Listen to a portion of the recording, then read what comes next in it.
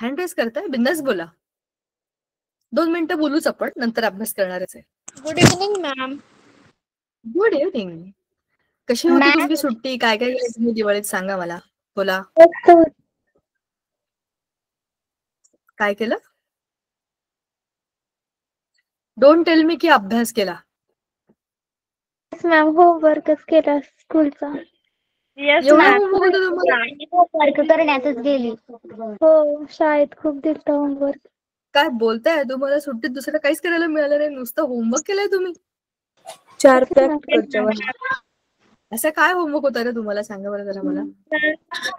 4 प्रॅक्टिकलच्या वह्या, assignment. प्रॅक्टिकलच्या assignment हे सगळं होतं. थोडक्यात तुम्हाला सुट्टीच्या वेळेला चांगलंच कामाला लावलं होतं. आणि अशी हार्डली किती दिवस सुट्टी होती मी सांगू का? 15 दिवस सुट्टी होती यावेळेला फक्त दिवाळीची. ही मला असं वाटलंच नाही की सुट्टी होती. म्हणजे आज सुट्टी लागली आणि उद्या धनत्रयोदशी म्हणजे पहिला दिवस लगेच इतकी अशी सुट्टी होती ती. आली काय गेली काय कळलं पण नाही. आणि त्याच्यात पण होमवर्क दिला. ते तर बहुत नाइंसाफी हो गए तुम लोगों के साथ. पण ठीक आहे मॅम 4 प्रॅक्टिकलच्या वह्या होत्या, असाइनमेंट होतं आणि 250 गणित होती. अरे हे सगळं करायचं होतं आणि आता सबमिट करायचं असेल, हो ना? Yes ma'am. पण जाऊ दे. ह्या निमित्ताने तुमचं नंतरचं सगळं काम आता झालं. असा विचार करूया, नंतरचं हे सगळं करायचंच होतं तुम्हाला, हे आता होऊन गेलं. आता फक्त अभ्यास, रिव्हिजन, पेपर अशी तुमची आता गाडी जाईल. तर दिवाळीच्या सुट्टीच्या पूर्वी आपण कुठला अभ्यास सुरू केला? दिवाळीचे 4-5 दिवस तरी काही केलं की नाही का? तेव्हा पण काम करत बसला होता? नाही केलं, रात्रीच्या वेळेला थोडस. जाऊ दे. आता दिवाळीची सुट्टी संपली ना तुमची, आपलं 10वीची परीक्षा संपली ना की डबल मजा करून घ्या तुम्ही. जोपर्यंत सुरुवातीला असं वाटतं ना संपली एकदाची 10वी, तोपर्यंत जितकं करायचं तितकं मस्तपैकी छान चांगलं रिफ्रेशिंग सगळं करून घ्या. कारण तुम्हाला दिवाळीची सुट्टी मिळालेली नाहीये, तर तुम्हाला ते आहे की ओ मला ह्या सुट्टीतलं पण सगळं एन्जॉयमेंट बाकी आहे, ते सगळं नंतर करा. अच्छा, मागच्या वेळेला आपण बोललो होतो की तुमच्या वेळेचं नियोजन, त्याच्याबद्दल तुम्ही काही विचार केला का आता? मॅम म्हणजे असं विचार केला होता. मग काय करणार आहात तुम्ही? काय कसं काय नियोजन करणार आहात तुम्ही? तुम्ही थोडस गाईड करा. मी मागच्या वेळेला तुम्हाला बोलले होते बघा, आत्ताचा हा नोव्हेंबर महिना, नोव्हेंबर सुरू झालाय, 5 तारीख आहे, असा संपून जाईल नोव्हेंबर, कळणार पण नाही आपल्याला. डिसेंबर, जानेवारी, फेब्रुवारी 3च महिन्यात. जसा फेब्रुवारी तुमचा सुरू होईल तसं तुमचं सगळं शाळेमध्ये सबमिशन, प्रॅक्टिकल ही गडबड सुरू होईल. पूर्ण वेळ शाळा पण नसेल. म्हणजे डिसेंबर आणि जानेवारी 2च महिने आपण ठरले पाहिजे की ह्याच्यात तुमची शाळा असेल. आपला तर हा शेवटचा धडा सुरू आहे केमिस्ट्रीचा. आपल्याला काही टेन्शन नाही, आपला सगळा अभ्यास झालाय. आता आपण रिव्हिजन करू आणि आता आपण एक्सरसाइजेस पण सॉल्व्ह करू जे आपल्या बाकी आहेत. आपण नुसते धडे केले, आता त्या सगळ्याला आपल्याला रिवाइज करायचंच आहे ना. ते एक्सरसाइज करूनच त्याचे आपण रिव्हिजन करू, म्हणजे दोन्ही गोष्टी होऊन जातील. हे आपलं झालं, आपलं प्लॅनिंग झालं. पण तुमच्या वेळेसाठी तुम्ही तुमचं जसं म्हटलं होतं बघा मी की एक सोपा विषय, एक कठीण विषय, असं कॉम्बिनेशन करून स्वतःचे टाइम टेबल बनवा आणि तुमचं शेवटच्या एका महिन्याचं टाइम टेबल असं ठेवा. आता त्याला वेळ अजून, पण तरी पण त्याच्यामध्ये असं ठेवा की तुम्हाला सगळ्या विषयांना रिवाइज करायला चांगला स्कोप मिळेल. आणि जुन्या प्रश्नपत्रिका, तर तुमचा सगळा सिलेबस संपून जाईल नोव्हेंबरच्या शेवटी, डिसेंबरच्या सुरुवातीपर्यंत. सगळ्या धड्यांचा, सगळ्या विषयांचा, शाळेमधला काय आपला इथला काय, बऱ्यापैकी सगळा सिलेबस तुमचा संपून जाईल. मग तुम्हाला समजेल की एकूण किती अभ्यास आहे तुमचा. बऱ्यापैकी त्यातला जसं जसं अर्ध झालाय तो तयार आहे आता, हो की नाही? फर्स्ट टर्म मधले सगळे ऑलमोस्ट सगळे धडे तुमचे तयार आहेत.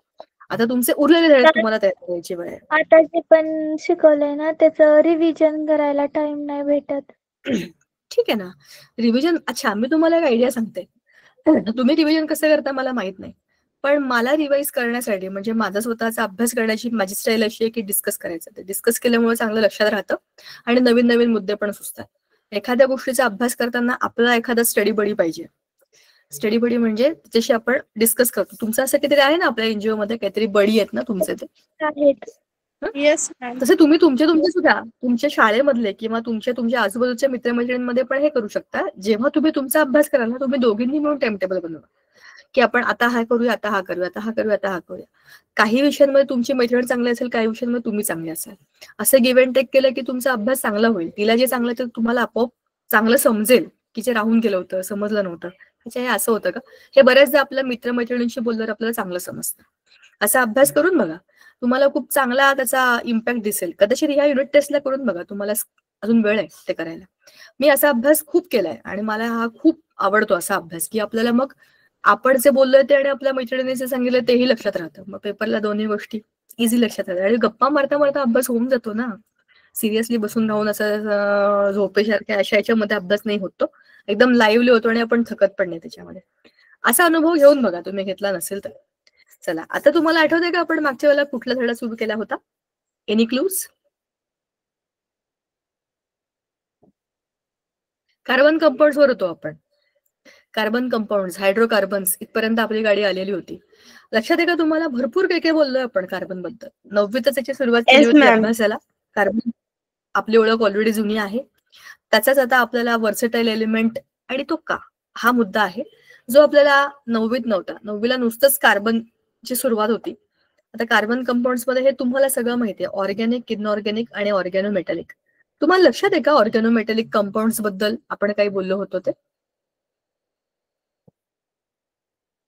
हिमोग्लोबिन. हिमोग्लोबिन मध्ये ग्लोबिन हा प्रोटीन पार्ट आहे आणि हिमो म्हणजे त्याच्यामध्ये हिम म्हणजे काय, लोखंड म्हणजे ion. Ion is a metal ना, मग मेटलला एक काहीतरी प्रोटीन पार्ट अटॅच झालाय आणि प्रोटीन मध्ये ऑब्व्हियसली त्या पूर्ण स्ट्रक्चर मध्ये कुठेतरी ऑर्गॅनिक म्हणजे कार्बनचा प्रेझेन्स आहे. म्हणजे कार्बन हा स्वतः बरोबर ऑर्गॅनिक कंपाऊंड्स बनवतो, ज्याला आपण हायड्रोकार्बन्स HC वाले कंपाऊंड्स म्हणतो. दुसरे आहेत इनऑर्गॅनिक, ज्याच्यामध्ये कार्बन आहे पण इतरही मेटल्स आहेत.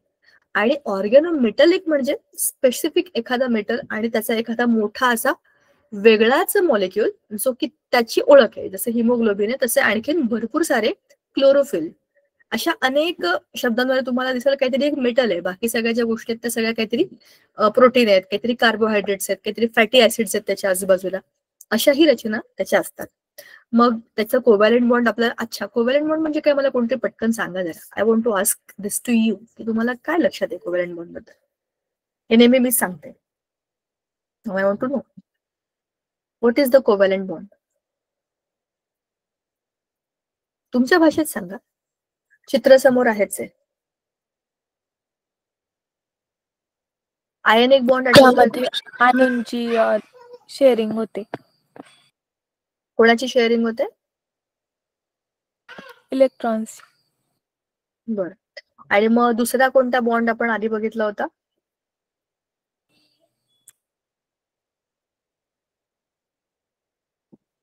एक कोव्हॅलेंट आहे, आधी आपण कुठला बघितला होता? आयनिक बंध.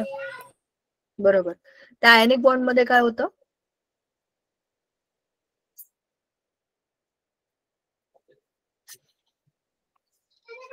मला माहिती की तुम्हाला माहिती. करेक्ट. उदाहरण सांगा आणि पटापट सांगा.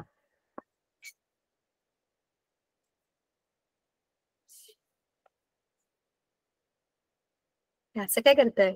आयनिक बॉन्डचं सगळ्यात सोपं उदाहरण जे आपण वर्षानुवर्ष लहानपणापासून ऐकत आलोय ते NaCl, Na+Cl- NaClचं इलेक्ट्रोस्टॅटिक फोर्स ऑफ अट्रॅक्शनने काय बनलं? आयनिक बॉन्ड बनला. कोव्हॅलेंट बॉन्ड मध्ये काय होतं की ऍटम्स एकमेकांच्या आजूबाजूला येतात ज्यांना इलेक्ट्रॉन्सची कमी असते आणि ते एकमेकांबरोबर इलेक्ट्रॉन्स शेअर करतात, म्हणजे ओव्हरलॅप करतात अशा त्यांचे काय ऑर्बिट्स. ऑर्बिट्स मध्ये असतात इलेक्ट्रॉन, तर त्याचा इलेक्ट्रॉन ह्याचे इलेक्ट्रॉन असे एकमेकांना ओव्हरलॅप करतात आणि ते एकमेकांना शेअर करून घेतात त्या मधल्या स्पेसमध्ये. त्याचे टाइप्स ऑफ बॉन्ड आहेत, सिंगल, डबल, ट्रिपल. बरोबर. आता हे बॉन्ड कसे बनतात तेही आपण पाहिलंय. कार्बन हा स्पेशल का आहे, त्याची वर्सिटिलिटी, त्याची टेट्राव्हॅलन्सी, कॅटेनेशन आणि इलेक्ट्रोनेगेटिव्हिटी हे सगळं बोललोय आपण. हायड्रोकार्बन्सचं पण आपण डिस्कशन केलंय, एरोमॅटिक, सॅच्युरेटेड, अनसॅच्युरेटेड. एरोमॅटिक या शब्दाचा अर्थ माहिती का तुम्हाला? एरोमा, सुगंध. काही विशिष्ट फुलांना काही विशिष्ट गंध असतो, असंच काही विशिष्ट केमिकल्सला एक विशिष्ट गंध, असा गोड गोड वास असतो, तो त्याला एरोमा म्हणतात. आणि ते एरोमॅटिक कंपाऊंड्स हे असे सायक्लिक कंपाऊंड्स आहेत. सायक्लिक म्हणजे अशी चेन, पूर्ण गोल गोल चेन, गळ्यातली चेन बरं का, एक राम चेन म्हणत नाहीये मी. आपण गळ्यात जी चेन घालतो तिला एक लूप असतो, जिथे सुरू होते तिथे संपते, बरोबर ना? तसंच हे जे एरोमॅटिक कंपाऊंड्स असतात ते सायक्लिक असतात. सायकल कशी गोल असते, सायकलचं चाक, तसे ते गोल असतात, बरोबर. त्याला आपण मराठीमध्ये काहीतरी म्हणतो, काहीतरी गोल रिंगवाल्याला काहीतरी म्हणतो. आणि रेषीय शृंखला आणि शाखीय शृंखला, हे पण आपल्याला माहिती आहे. मग सॅच्युरेटेड मध्ये काय होतं की सिंगल बॉन्ड असतात, कार्बन हायड्रोजन कार्बन कार्बन सगळ्यांचे एक एक बंध आणि दे आर व्हेरी हॅपी. ठीक आहे. अनसॅच्युरेटेड मध्ये डबल किंवा ट्रिपल बॉन्ड. आता तुम्ही थोडेसे लहान आहात पण तुम्ही पिक्चर बघता ना, हे सॅच्युरेटेड बॉन्ड म्हणजे काय, CH म्हणजे सिंगल लोक आहेत ते आपल्या आपल्या मित्रमैत्रिणींबरोबर खुश आहेत. बरोबर. माझा बेस्ट फ्रेंड हा आहे, ह्याचा बेस्ट फ्रेंड हा आहे, त्यांचं बॉन्डिंग व्यवस्थित चालले. डबल आणि ट्रिपल बॉन्ड मध्ये असं होत नाही बघा. ह्याची मैत्री ह्या दोघांनी एकमेकांशी डबल बॉन्ड केलाय, असं कोणीही कोणाबरोबर डबल बॉन्ड करू शकतं. डबल बॉन्डचा अर्थ जास्त स्ट्रॉंगर बॉन्ड. बरोबर ना. एकच मित्र माझा खूप स्पेशल आहे, बाकी सगळ्यांशी माझी फक्त मैत्री आहे. एक माझा मित्र स्पेशल पेक्षा पण स्पेशल आहे म्हणजे ट्रिपल बॉन्ड. जसं ते आपल्या घरात असतात ना, कधी घरी येतात कधी जातात असे असतात ना, आपले खूप सारे मित्र असे असतात, काही मैत्रिणी पण असे असतात. आज मग तुझ्या घरी येऊनच अभ्यास करणारे आणि आपल्याच घरी राहतात, आपल्याच घरी जेवतात आणि आपल्याच वस्तू वापरतात आणि आपल्याला काही बोलतं पण येत नाही, असे ट्रिपल बॉन्डवाले असतात. ठीक आहे. डबल ट्रिपल हे अनसॅच्युरेटेड मध्ये येतात आणि सिंगल याच्यामध्ये सॅच्युरेटेड येतात. आता आपण त्याचे चेन ब्रांच रिंग हे सगळं ऑलरेडी बोललोय. त्याचे फंक्शनल ग्रुप आपण मागच्या वेळेला खूप डिटेलमध्ये बघितलेले. तुमच्या लक्षात आहे ना, आपण तो एक टेबल बघितला होता पुस्तकामध्ये, एक मस्त टेबल दिलेला आहे. OH ग्रुप आहे, कार्बोक्सिल ग्रुप आहे, अमायनो ग्रुप आहे, कीटोनचा ग्रुप आहे, अल्डिहाइडचा ग्रुप आहे, अमाइनचा ग्रुप आहे, असे सगळे ग्रुप त्याच्यामध्ये आहेत. आणि ह्या फंक्शनल ग्रुप्स असलेल्या कार्बनच्या चेन्सना आपण नॉमेनक्लेचर पण IUPAC नॉमेनक्लेचर मध्ये ऑलरेडी बघितलेलं आहे की व्हॉट इज दॅट. यांना आता आपल्याला नाव द्यायचंय. हे पण का, हे सुद्धा आपण बोललो होतो की माझ्या इथे एखादा कंपाऊंड आहे आणि तुमच्या इथे पण तोच कंपाऊंड आहे, तर आपण त्याला एकाच गोष्टीला एकाच नावाने जर बोलवलं तर सगळ्यांचं कन्फ्युजन सोपं होतं. मला जे म्हणायचं ते तुम्हाला कळतं. बरोबर ना. तर ह्यालाच सगळ्या जगामध्ये एकच सिस्टीम पाहिजे म्हणून IUPAC international union of pure and applied chemistry, ह्याच्यामध्ये ह्या सगळ्यांना नावं ठेवायची कामं होतात, म्हणजे त्याचं बारसं करायची कामं होतात. तर ह्याच्यामध्ये आपण काय करतो तुम्हाला आठवतात का स्टेप. सगळ्यात पहिल्यांदा बाबा शोधायचा मी सांगितलं तुम्हाला. बाबा म्हणजे कोण, ज्याचं आपण नाव लावतो आणि आडनाव लावतो. माझ्या बाबांचं नाव आणि आडनाव मी लावतो, तसं तुमच्या बाबांचं नाव आणि आडनाव तुम्ही लावता. महाराष्ट्रामध्ये बेस्ट सिस्टीम आहे, आपल्याकडे सगळ्यांकडे आपण तेच करतो. तर नाव आणि आडनाव म्हणजेच काय आहे, लॉंगेस्ट चेन ऑफ कार्बन ती एकदा कळली, बाबा कळला की आपोआप आडनाव कळतं. 5 असतील तर पेंटेन, 6 असतील तर हेक्झेन, म्हणजे बाबा कळलं की फॅमिली कळते, म्हणजे आडनाव कळतं. एकदा हे कळलं की मग काय बघायचं, काही फंक्शनल ग्रुप आहेत का वरती खाली, कुठल्या कार्बन वरती आहेत. ज्या कार्बन वरती फंक्शनल ग्रुप असेल, फंक्शनल ग्रुप कोणताही असू शकतो, OH असू शकतो, डबल बॉन्ड असू शकतो, क्लोरीन असू शकतो, अमाइन असू शकतो, काही असू शकतो. आपल्याला लिस्टच दिलेली आहे. बरोबर. त्या लिस्ट मधला कुठलाही फंक्शनल ग्रुप तिथे असला तर आपण त्या कार्बनला काय म्हणतो, मानाचा कार्बन. मानाच्या लोकांना आधी आहेर दिला जातो, नाहीतर ते रुजतात आणि सगळ्या कार्यक्रमाचा विचका करतात. तसं करू दे म्हणून काय होतं, आपण घे बाई हा तुझा आहेर, तू खुश राहा.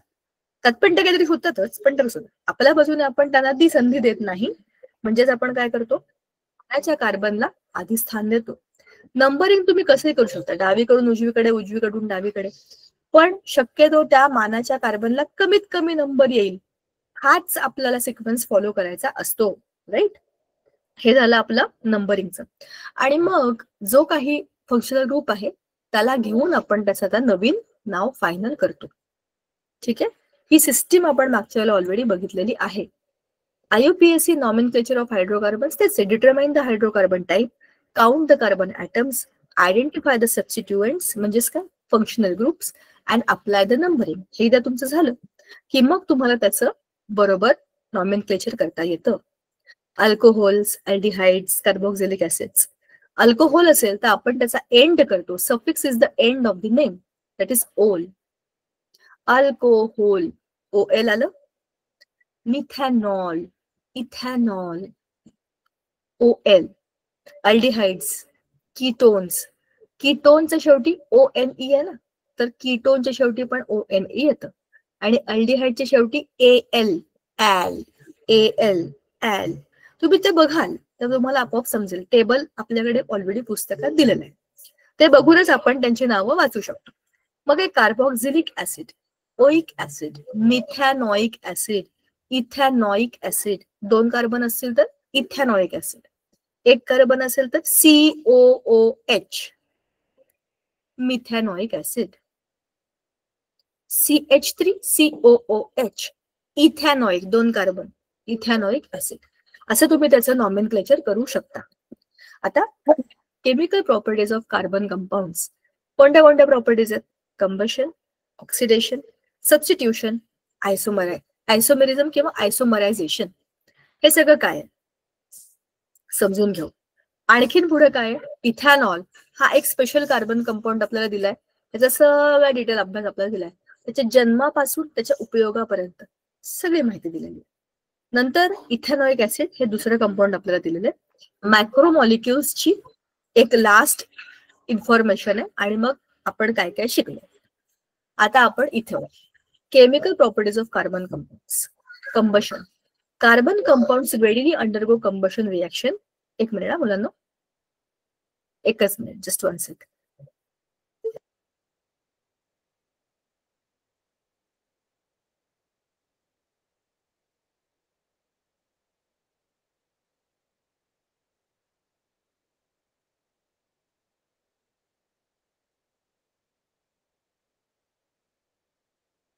राईट, चलो. हा, वेर वी हिअर कंबशन. कंबशन म्हणजे काय? ज्वलन. Carbon compounds readily undergo combustion reaction releasing heat and energy.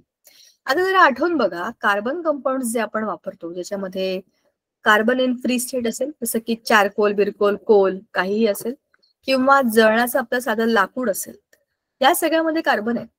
अशा सगळ्या गोष्टी आपण जाळतो की नाही. साधा आपला पेपर, बरोबर, पेपर आपण जेव्हा जाळतो तो पूर्ण काळा काळा काळा काळा होत जातो. It easily gets burned. म्हणजेच काय? Carbon is good in to the burning. तो जळतो, त्यातनं कार्बन डायऑक्साईड हा गॅस रिलीज होतो आणि हीट जनरेट होते. हीट जनरेट होते म्हणूनच आपण त्याला जळणाकरता वापरतो. जे काही पेट्रोलियम प्रोडक्ट्स आपण वापरतो त्याच्यामध्ये पेट्रोल, डिझेल, नॅचरल गॅस जे आपल्या CNG आणि आपल्या LPG सिलेंडर्स मध्ये भरतात, ते काय असतात? पेट्रोलियम गॅसेस आहेत. ते नॅचरल गॅसेस, जीवाश्म इंधन, जमिनीखाली दाबल्या गेलेल्या सजीवांमधून निर्माण झालेले. जीवाश्म शब्दाचा अर्थ माहितीये ना? जे पूर्वी जीव होते, जे आता अश्म आहेत, दाबले गेलेत. काही तुम्हाला जसं माहितीये की हडप्पा, मोहेंजोदडो, तुम्हाला माहितीये की ह्या पूर्णच्या पूर्ण मोठीच्या मोठी शहरं जमिनीखाली गाडली गेली. अशीच खूप सारी सजीव सृष्टी. बघा, पृथ्वी आहे ना खूप जुनी आहे, फार वय आहे पृथ्वीचं. आणि एवढ्या सगळ्या वर्षामध्ये कितीतरी वेळा कितीतरी सजीव ह्या जमिनीमध्ये गाडले गेलेले आहेत, बरोबर. ते गाडले गेले म्हणजे काय? त्याच्यामध्ये हाय प्रेशर, डिफरंट टेम्परेचर, कमी प्रमाणामध्ये oxygen, other gases, there are different things inside. आपल्याला माहिती पण नाही. 2 दगडांच्या मध्ये, चिरांमध्ये दाबले गेलेल्या अनेक जीवांना डिग्रेड तर व्हायचंय पण कम्प्लिटली होऊ शकत नाही. अशा वेगळ्याच कंडिशन मध्ये जे प्रोड्यूस होतं ते काय असतं? जीवाश्म इंधन, बरोबर ना, पेट्रोलियम प्रोडक्ट्स. मग त्याच्यामधनं हे जे सगळे साठे आहेत ना ते बर्न होतात. म्हणून तर आपल्या गाड्यांमध्ये आपण पेट्रोल, डिझेल इतके वर्ष आपण का वापरतोय? ते कारण की ते बर्न होतात आणि त्याच्यापासून हीट जनरेट होते जे आपल्या गाडीला पुढे ढकलते, राईट. सो हेच एक कंबशन. दुसरं आहे oxidation. As the name suggest, oxidation या शब्दाचा अर्थ आहे की ऑक्सिजनची एंट्री होणं. कार्बन बरोबर ऑक्सिजन ऍड झाला की झालं ऑक्सिडेशन. रिडक्शन काय होतं तुम्हाला आठवतंय का? आपण टाइप्स ऑफ केमिकल रिएक्शन केल्या होत्या, त्यात रिडक्शन होतं. त्याच्यामध्ये रिडक्शनचा अर्थ काय होतो? ऑक्सिडेशनच्या एक्झॅक्टली अपोजिट. कार्बन डायऑक्साईड किंवा कार्बन मोनॉक्साईड CO किंवा CO2 ह्या दोघांमधला हे ऑक्सिजन काढून टाकला, तर उरला फक्त C. तर म्हणजे काय झालं? CO2चं रिडक्शन झालं. रिडक्शनचा अर्थ आहे कार्बन तसाच आहे, ऑक्सिजन निघून गेला, पण ऑक्सिजनची एंट्री होणं स्टोरीमध्ये म्हणजे त्याचं ऑक्सिडेशन होणं. Carbon compounds can B easily oxidised. Oxygen घेतात आणि नवीन कंपाऊंड्स बनवतात, बरोबर की नाही. दुसरं आहे substitution. Hydrogen atoms in carbon compounds can be substituted with other elements or functional groups. Hydrogen आणि कार्बन हे दुसऱ्याही लोकांना त्यांच्या त्यांच्या चेनमध्ये अलाव करतात सबस्टिट्यूट करायला. CH4 म्हणजे मिथेन. CH4 मधला एक हायड्रोजन गेला की CH3Cl असा एक नवा कंपाऊंड बनतो जेव्हा एक हॅलोजन ग्रुप त्याच्यावर अटॅक करतो. हा हॅलोजन आहे ना, हॅलोजन म्हणजे तो हॅलोजन नाही बरं का, बल्बल हॅलोजन नाही. I am talking about hello group. Hello group म्हणजे कोणते? क्लोरीन, फ्लोरीन, ब्रोमीन वाले. तर हे जे आहेत ना, हे आहेत महाभयंकर लोक, कारण ते आहेत मोस्ट इलेक्ट्रोनिगेटिव्ह एलिमेंट्स. तर ते काय करतात, समोरचा इलेक्ट्रॉन खेचूनच घेतात, बरोबर, अटॅक करतात लोकांवर डायरेक्ट. अतिरेकी लोक असतात ना, काइंड ऑफ तसे, कारण त्यांना एकच इलेक्ट्रॉन पाहिजे. तर त्यांची चूक नाही, ते निसर्गतःच तसे. त्यांना एकाच इलेक्ट्रॉनची कमी आहे, ते मिळवण्याकरता ते वाटेल ते करतात. देतोच का घेऊ, असं नेचर आहे. पण ते नेचर कशामुळे, ते नॅचरलिस्ट असतात त्याच्यामुळे. आता त्यांच्यामुळे काय होतं, CH3Cl मध्ये दुसऱ्या हायड्रोजन वरती पण ते अटॅक करतात आणि त्याचा HCl बनवून टाकतात आणि स्वतः काय बनवतात, CH2Cl2.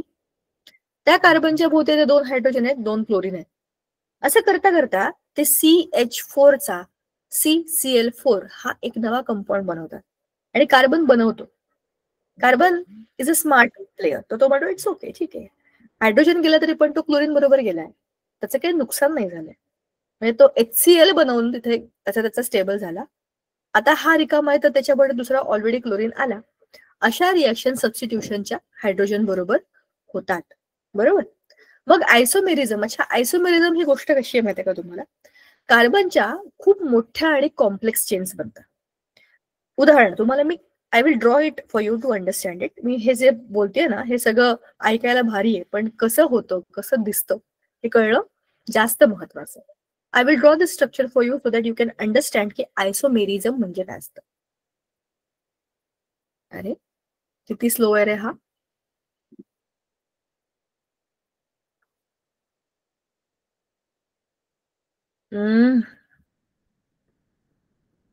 माझी स्क्रीन दिसते का तुम्हाला? Yes ma'am. Yes, ma'am. हा, आता आलं.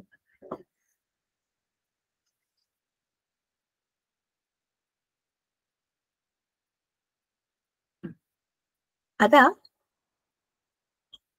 कार्बन, मी आता एक ना मोठी चेन बनवते कार्बनची.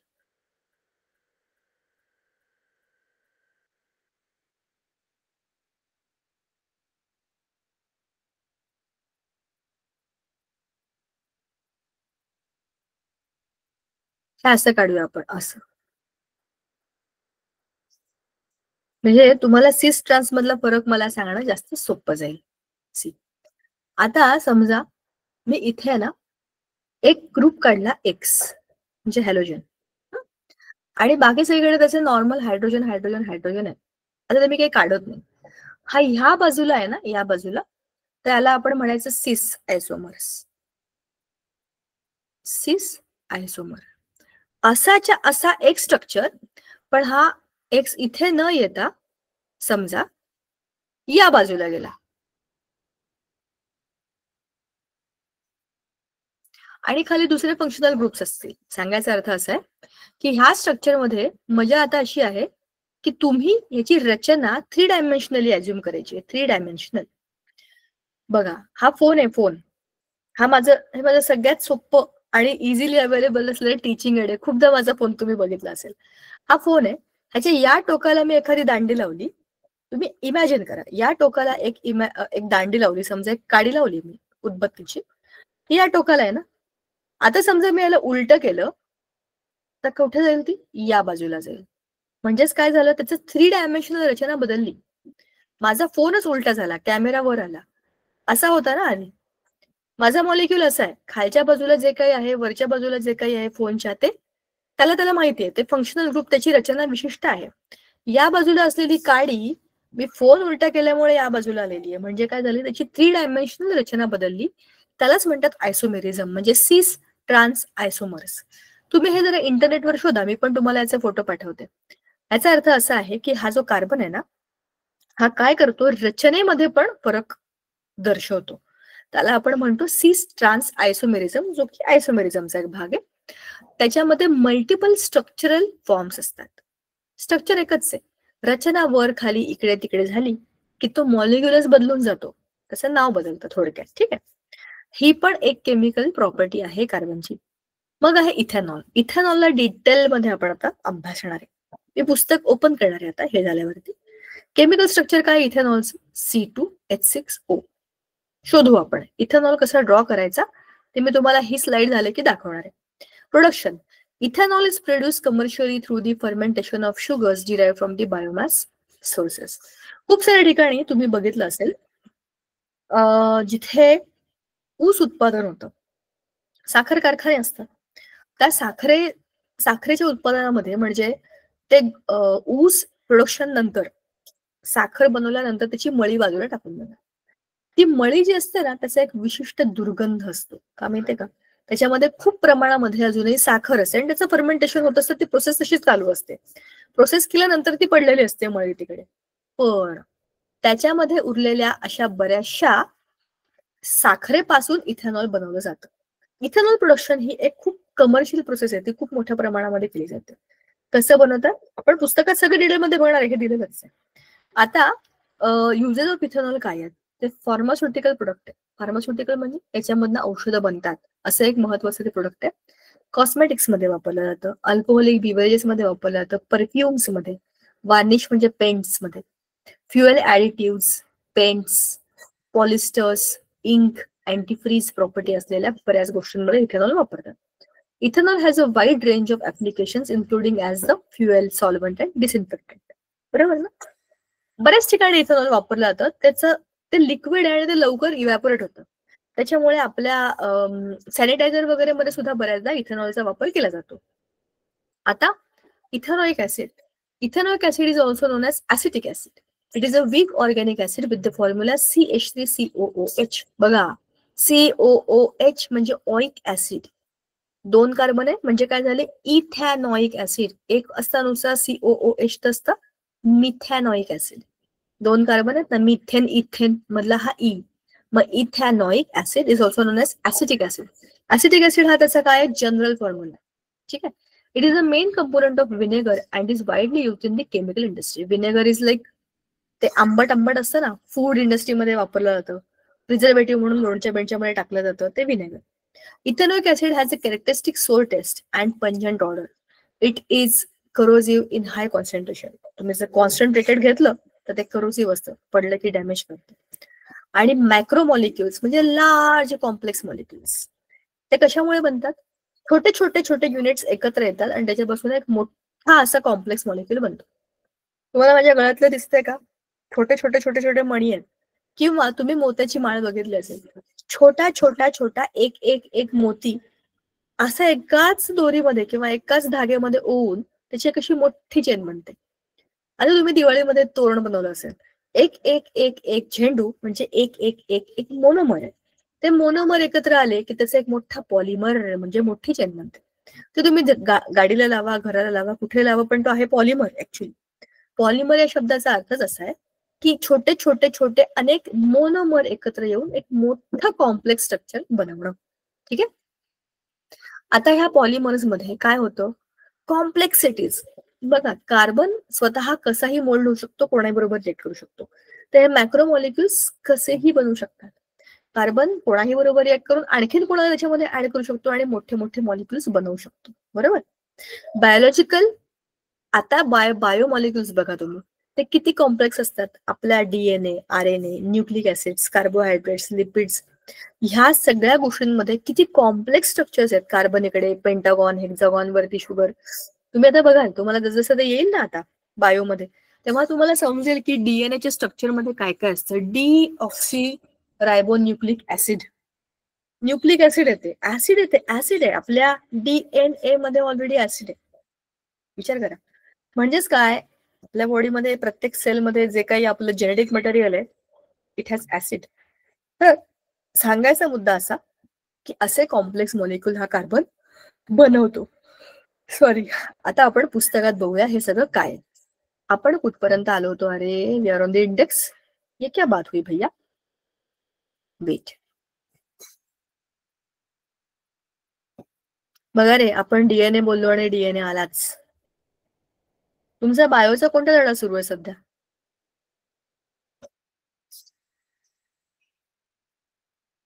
अरे, आहेत का झोपलात?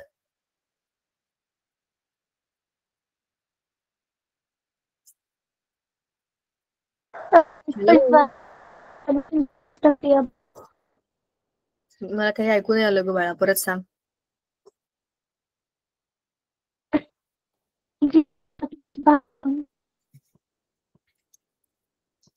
G1 असं ऐकू आलं. ठीक आहे. कार्बन कंपाऊंड्स आपला लेसन जो आहे, आपण भरपूर काय काय बोललोय, बॉन्ड्स इन कार्बन कंपाऊंड्स वगैरे. जरा फास्ट फॉरवर्ड त्याला खाली घेते मी, म्हणजे खालच्या मुद्द्याकडे जाऊ. मी फंक्शनल ग्रुपचा पेज तुम्हाला दाखवणार आहे टू रिमाइंड यू की आपण काय बोललो होतो. वरचं सगळं तुम्हाला समजेलच. फार सोपं येते, ते आपण फार डिटेलमध्ये केलंय. सिंगल डबल बॉन्ड आपण पाहिलेले आहेत. हा, हे लक्षात ठेवायला सांगितलं होतं, आठवतंय ना हे गाणं, methane, ethane, propane, butane, right? ते ऐकायचं, आपणच आपलं म्हणायचं आणि ऐकत राहायचं त्याला. फंक्शनल ग्रुप्स आणि त्याच्यानंतर सायक्लिक कंपाऊंड्स आणि सगळ्यांची नावं. फंक्शनल ग्रुप खाली टेबलच आहे पूर्णच्या पूर्ण. हा लक्षात ठेवा, मुलांना 2-3दा हा काढा तुम्ही हाताने, तुम्हाला लक्षात राहील. That is easy part. फक्त काय, शब्द नव्हे, त्यात चुका होऊ नये म्हणून तो 2-3दा लिहायचा आपण. ठीक आहे. Then there is homologous series. Homologous आपण ऑलरेडी ही डिटेलमध्ये पाहिलेली आहे मागच्या वेळेला. मग आहे IUPAC नॉमेनक्लेचर, बरोबर? हे आपण आता मगाशीच बोललो.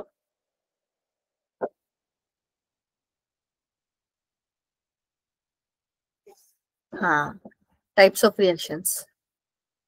मागच्या वेळेला आपण कंबशन बद्दल डिस्कस केलं होतं.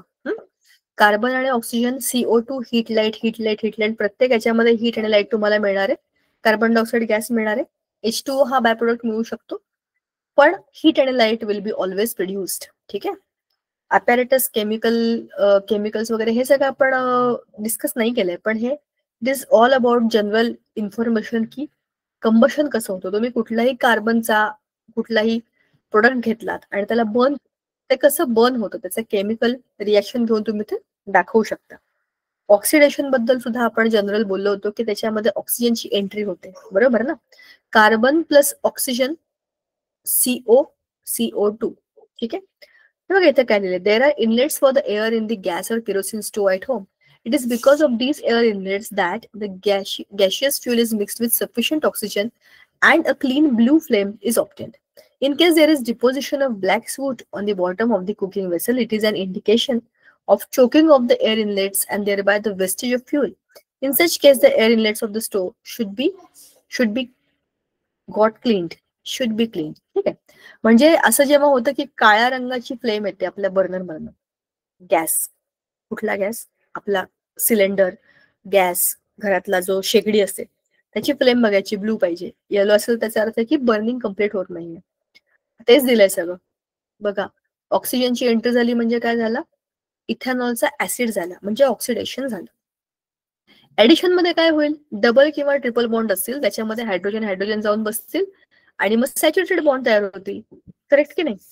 त्यालाच तर म्हणतात ऍडिशन. बघा, डबल बॉन्ड आहे, H2 गॅस तिकडे ऍड झाला, ऍडिशन रिएक्शन सोपी आहे लक्षात ठेवायला आणि लिहायला. त्याच्यामध्ये फक्त डबल बॉन्ड ट्रिपल बॉन्ड मधनं तुम्हाला एक बॉन्ड कमी करायचा आणि तिथे हायड्रोजन टाकून द्यायचं. राईट? हे सगळं वाचा बरं का तुम्ही, हे सगळं मी तुम्हाला आता शॉर्टकट मध्ये सांगते. नंतर सबस्टिट्यूशन रिएक्शन मी तुम्हाला मगाशी जे बोलले होते ना, CH4 चा CCl4 बनतो, ती हीच रिएक्शन आहे. जे मी तुम्हाला ओरली सांगितली ती ही आहे बघा. मिथेनचा टेट्राक्लोरियम कार्बोनेट किंवा CH4 म्हणजे मिथेन आहे, तसा हा CCl4 असा एक नवा प्रोडक्ट बनतो. ठीक आहे. Still larger number of products are formed in the chlorination reaction of higher homologous of alkanes. म्हणजे हा मिथेन आहे, असा इथेन प्रोपेन वगैरे पण तुम्ही घेऊ शकता आणि त्याचे पण असे प्रोडक्ट तुम्ही बनवू शकता. आता आपण इम्पॉर्टंट कार्बन कंपाऊंड, त्यातला इथेनॉल आज आपला जितका होईल तितका आपण करूया आणि मग आपण पुढच्या वेळेला इथेनॉलिक ऍसिड घेऊया, म्हणजे आपला हा धडा फिनिश. चलो, let us discuss ethanol and ethanoic acid. These are two of the commercially important carbon compounds. So at room temperature, colorless ethanol is a liquid and its boiling point is 78 degrees Celsius. बॉइलच 78 degree सेल्सिअसला होतो हा, म्हणजे हा molten state मध्ये आहे already आणि हा काय colourless आहे. It is like water. तुम्हाला बीकर मध्ये इथेनॉल ठेवलं असेल तरी कळणार नाही पाणी आहे का इथेनॉल आहे. ठीक आहे. It is that transparent. Generally, ethanol is called alcohol or spirit. Ethanol is soluble in water in all proportions. बघा, इथेनॉल हा पाण्यामध्ये कुठल्याही प्रपोर्शन मध्ये 10:90, 20:50, कुठल्याही प्रपोर्शन मध्ये काही टाका, पण तो कुठल्याही प्रपोर्शन मध्ये पूर्णपणे कम्प्लिटली डिझॉल्व्ह होतो. When aqueous solution of ethanol is tested with litmus paper, it is found to be neutral. जसं पाणी आहे ना, तसं इथेनॉल पण ना ऍसिडिक आहे ना बेसिक आहे, हे न्यूट्रल आहे. Consumption of small quantity of dilute ethanol shows its effect. Even though is condemned, still it has remained socially widespread practice. Ethanol is alcohol. लोकांना दारू पिण्याची हौस असते बऱ्याच लोकांना. आय डोंट नो काय आनंद मिळतो किंवा दुःख विसरण्याकरता पण बरेच लोक दारू पितात, असं मी मूवीज मध्ये बघितलं. I don't know. पण त्याचा परिणाम आपल्या सेंट्रल नर्वस सिस्टीम वरती होतो. ठीक आहे ना. So consumption of alcohol is not defined, it is not recommended, you should not do it. पण तुम्हाला हे माहिती आहे का, काही ठिकाणी औषध म्हणून हे दिलं जातं.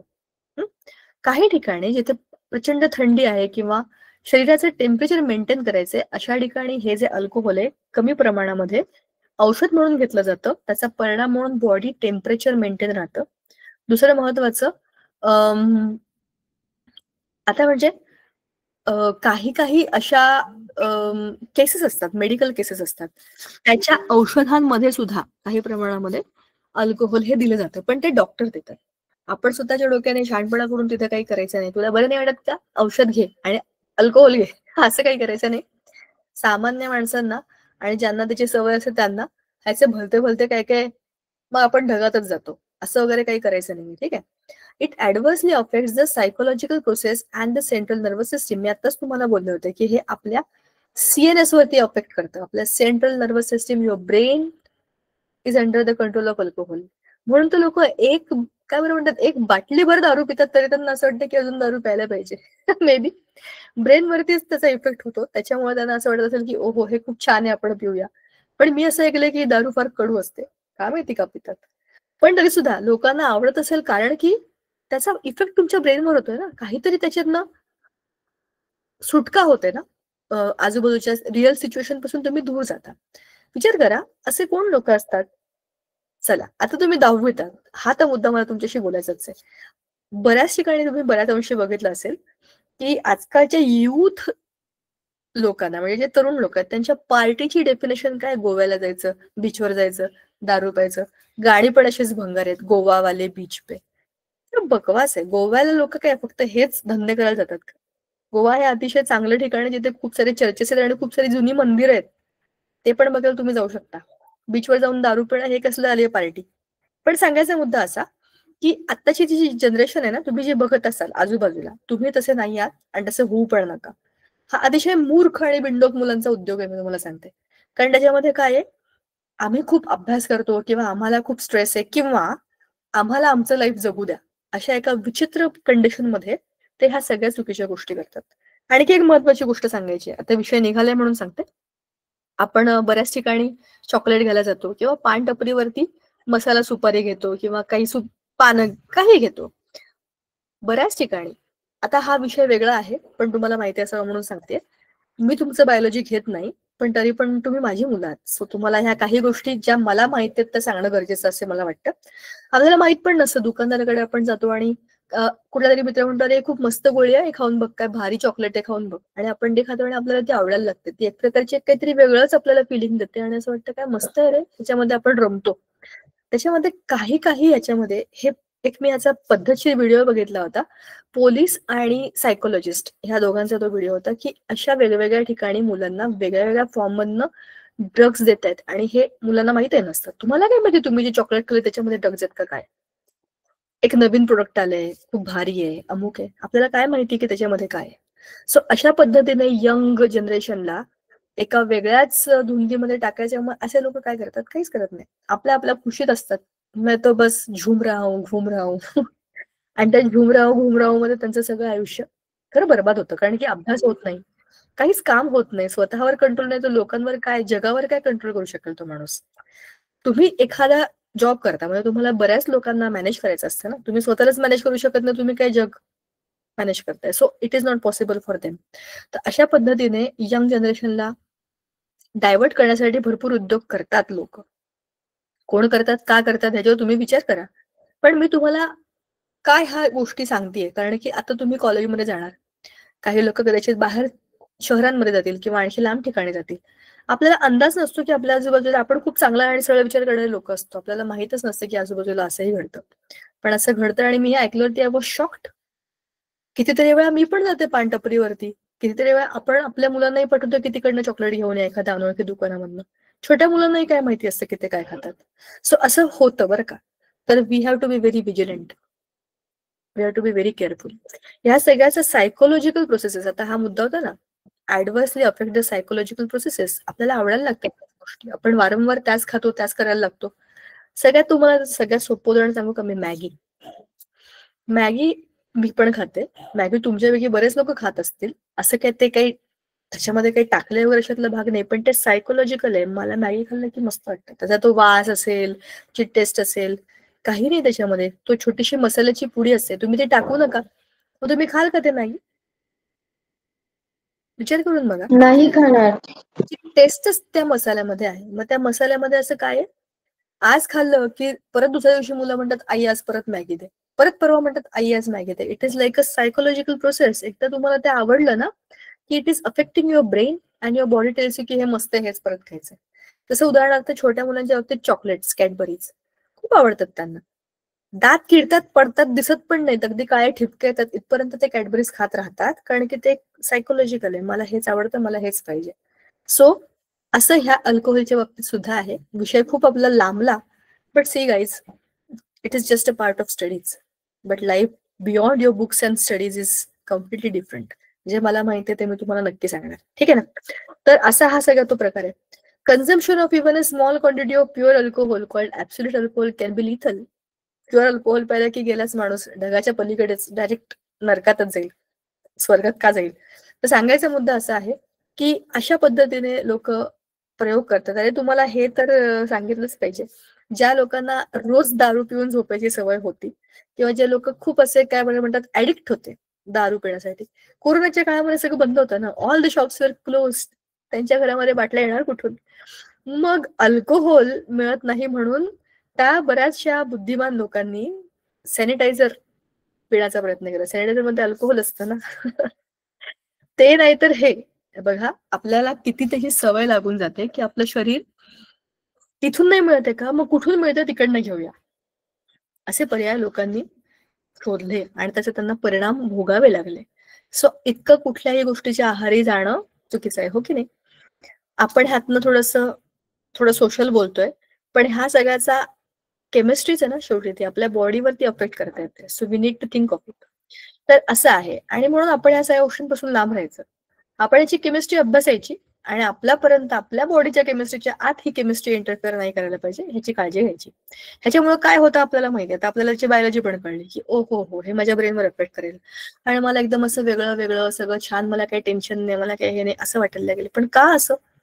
टेन्शन आहे आपल्याला, रिअल लाईफ वेगळं आहे, खरं आयुष्य वेगळं आहे. आपल्याला काम करायचंय, चांगलं वागायचंय, स्वतःला सुधरवायचंय, जगाला सुधरवायचंय, त्याच्याकरता आपण शुद्धीत पाहिजे. सब बढिया चल रहा है, बस मैं उड रहा हूं, असं आयुष्य काही उपयोगाचं नाहीये, बरोबर की?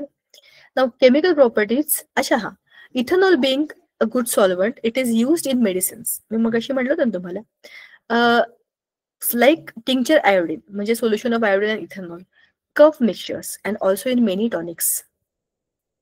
पण हे औषध म्हणून एका विशिष्ट प्रमाणामध्ये एक्सपर्ट लोकांनी बनवलेलं एक असतं. आपण स्वतःचे डॉक्टर होऊन मला मेरे को तो कफ है इसके लिए मैंने थोड़ा सा ट्राई किया ऐसा नहीं करना चाहिए. हमारा ट्राई किसी और ट्राई में चला जाएगा, ऐसा नहीं होना चाहिए. Methanol, the lower homologue of ethanol, is poisonous and intake of its small quantity can affect vision and at times can be lethal. Methanol जो आहे ना, हा इथेनॉलचा छोटा भाऊ आहे. तर त्याच्यात थोडासा जरी तुम्ही काही पोर्शन इंटेक म्हणजे प्यायला, तर पॉइझनस होऊ शकतं, डोळ्यावर इफेक्ट होऊ शकतो किंवा जीव पण जाऊ शकतो. To prevent the misuse of the important commercial solvent ethanol, it is mixed with poisonous methanol. Such ethanol is called denatured spirit. A blue dye is also added to it so that it is easily recognized. म्हणजे commercial solvent म्हणून वापरलं जातं, तेव्हा त्याला कळलं पाहिजे की इसमें कुछ तो ऍड किया है और इसको कुछ नहीं करना है, इसको दूर रखना है, बस ये पॉइझनस है, डेंजरस है. त्याच्याकरता त्याच्यामध्ये निळा रंग टाकला जातो टू मेक इट डिफरंट, की हा हे ते या त्याच्यासाठी. Now chemical properties of ethanol. You have learned about the oxidation reaction of ethanol in the previous unit of this chapter. Two more reactions of ethanol are as follows. Sodium plus ethanol. बघा आता ethanol का methane, ethane, बरोबर, आणि all, correct. 2 atoms of sodium metal and 2 molecules of ethanol. काय करताय आता ते, हा Na काय करेल, या हायड्रोजनला काढून टाकेल, मग काय बनेल, H2 गॅस आणि 2 Na will be attached to O. So sodium ethoxide, बरोबर, सोडियम अटॅच टू इथॉक्साइड, इथऑक्साइड, ठीक आहे. All the alcohols react with sodium metal to liberate hydrogen gas and form sodium alkoxide. These are salts. In the reaction of ethanol with sodium metal, hydrogen gas and sodium ethoxide are formed as the products. बरोबर की नाही? This activity should be demonstrated by the teacher. आता तुम्हाला काय दिलंय खाली, big test tube, delivery test tube fitted with the rubber cork, knife, candle, etc. Sodium metal याच्यामध्ये म्हणून तुम्हाला करायचं नाही, टीचर करणार आहेत. इथेनॉल, मॅग्नेशियम, रिबन वगैरे वगैरे. Take 10 ml ethanol in a big test tube. Cut sodium metal into 2-3 pieces of cereal grain size. Put the sodium pieces into the ethanol. काय करायचंय, खाली आपल्याला दिलं असेल ना चित्र, नाही दिलंय, प्रयोग वाचायचा का आपण? हा प्रयोग वाचूया आणि आपण थांबूया आज. Sorry. Take 10 ml of ethanol in the big test tube. आपल्याला मोठ्या टेस्ट ट्यूब मध्ये इथेनॉल घ्यायचंय. Cut sodium metal into 2-3 pieces of the cereal grain size. छोटे छोटे दाण्यासारखे पाहिजे बरं का. Sodium is very reactive metal. Put the sodium pieces into the ethanol. Fix the gas delivery tube to the test tube. म्हणजे तो असा असतो बघा, तो टेस्ट ट्यूब असतो, त्याच्यामध्ये तुम्ही इथे तुमचे सोडियम टाकले, म्हणजे त्याचे पार्ट्स टाकले छोटे छोटे, म्हणजे तुम्ही ऑलरेडी इथेनॉल घेतलेलं आहे, आणि ह्या टेस्ट ट्यूबला फिट करून इकडे कशी एक असते बघा दुसरी एक नळी, ठीक आहे ना, डिलिव्हरी ट्यूब. इथून आता तुम्हाला चेक करायचंय. Take the burning candle near the outlet. आता इकडे तुम्ही मेणबत्तीचा तुमचा जो फ्लेम आहे ते तुम्ही ठेवणार. आता काय होईल सांगा बरं मला.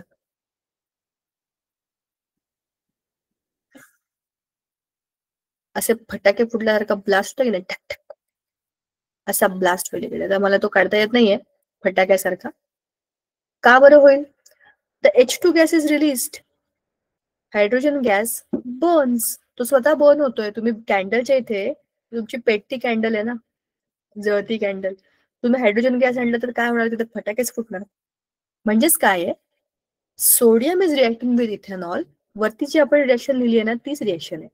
That experiment you already have done. So you are testing for the hydrogen gas. जो गॅस खाली आला तो कुठला आहे? When you keep the burner, when you keep the candle and the flame of it near the gas or the outlet of the connecting tube, तर इथून जो gas आला तो फुटला, म्हणजेच काय झालं, दॅट इज हायड्रोजन गॅस. बरोबर. तर अशा पद्धतीने, अशा रीतीने आपण या हायड्रोजनची ही रिएक्शन पाहिली. डिहायड्रेशन रिएक्शन म्हणजे काय होतं? डिहायड्रेशन नावातच अर्थ आहे हायड्रोजनला काढून टाकायचं किंवा पाण्याला काढून टाकायचं, H2O मॉलिक्युलला काढून टाकायचं. H2O म्हणजे पाणी, OH इकडे आहे, ह्याच्याकडचा एक हायड्रोजन घेतला तर ऑलरेडी डिहायड्रेशन झालं. कोणाचं? अल्कोहोलचं. आणि काय बनला? अल्कीन. पण याची काहीतरी स्पेशल कंडिशन आहे. Temperature should be 170 degree celsius and you have to add concentrated H2SO4 slight amount of it. म्हणजेच काय होतं त्याच्यामध्ये, not slight amount but excess amount of it, जास्त प्रमाणामध्ये आपल्याला ते टाकायचं आणि त्याला तापवायचं. असं केल्यावरती काय होतं? अल्कीन बनतो आणि H2O इज रिलीज्ड. ठीक आहे. अशा पद्धतीने आपण डिहायड्रेशन रिएक्शन पण ह्याची पाहिलेली आहे. आता पुढचा सगळा पार्ट जो आहे ना, तो आपण पुढच्या वेळेला बघूया. केमिकल प्रॉपर्टीज बाकी आहेत आपल्या, आणि मग नंतर आपल्याला इथेनॉलिक ऍसिड पण स्टार्ट करायचं आहे. So hopefully by next week आपला हा लेसन कम्प्लीट होऊन जाईल. तुम्हाला थोडाफार कळला का? Yes ma'am. Okay, Yes, ma'am. भेटूया आपण पुढच्या वेळेला. आणि तुमचा homework, you have to read the entire part. आणि इथेनॉइक ऍसिड काय जरा तुम्ही मला पुढच्या वेळेला एक्सप्लेन करायचं. ठीक आहे? Okay, ma'am. चलो bye. Good night. Thank you Prema ma'am. Bye Anmol ma'am. Good bye. night.